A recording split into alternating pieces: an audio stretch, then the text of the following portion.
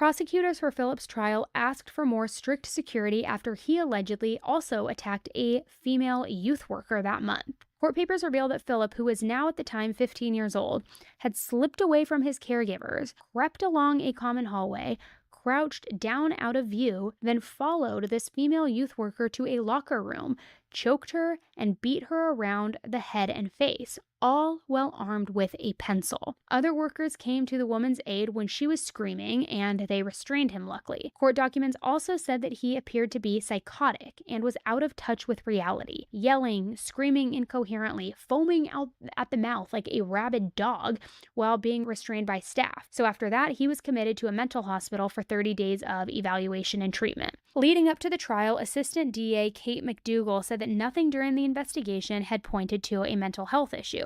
But Philip's lawyer, Denise Reagan, said that she would raise the issue of mental competency if and when she felt it was appropriate. And Philip's trial was absolutely batshit crazy, and it revealed even more disturbing details, as if that's even physically possible at this point. Literally before it could even begin, in day 3 of jury selection, after a brief recess, Philip's attorney returned to court without Philip. Where was Philip? One of the clinicians on duty told the judge that Philip was refusing to come back and was on the floor banging his head, saying it's not safe to go in with him at the moment.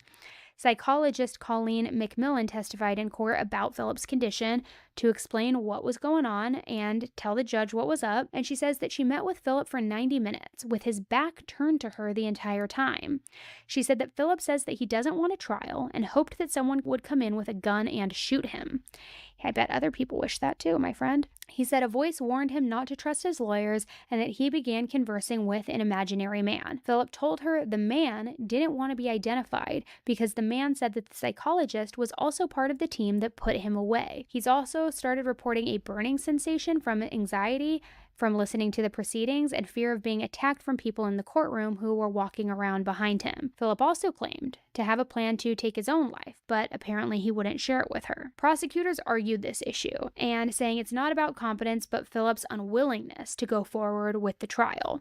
So the next day, attorneys came back once again to meet and discuss the situation. The prosecutor said, "This absolutely is a matter of will and not competency. This defendant is holding every single party hostage and manipulating all of us. Everything that has happened in the last 24 hours is not real, it's fake." She argued that the state has conducted a very thorough evaluation on Philip and filed a 96-page report saying that doctors have studied him and declared him manipulative. Specifically, they said his behavior is entirely inconsistent with someone hearing voices. The judge had no choice but to commit him to another facility, though, to get checked for mental competency. Just dragging the feet, everything at a standstill, so ultra annoying. Which, let me just say this.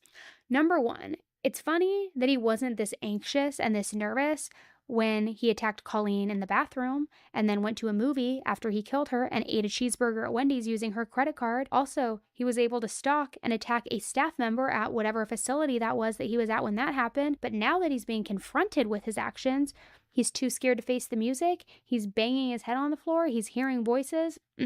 Maybe being in the courtroom facing jury selection, or during jury selection, I should say, with dozens of people in a very grave and sad mood with stern looks, including parents, his own mom crying.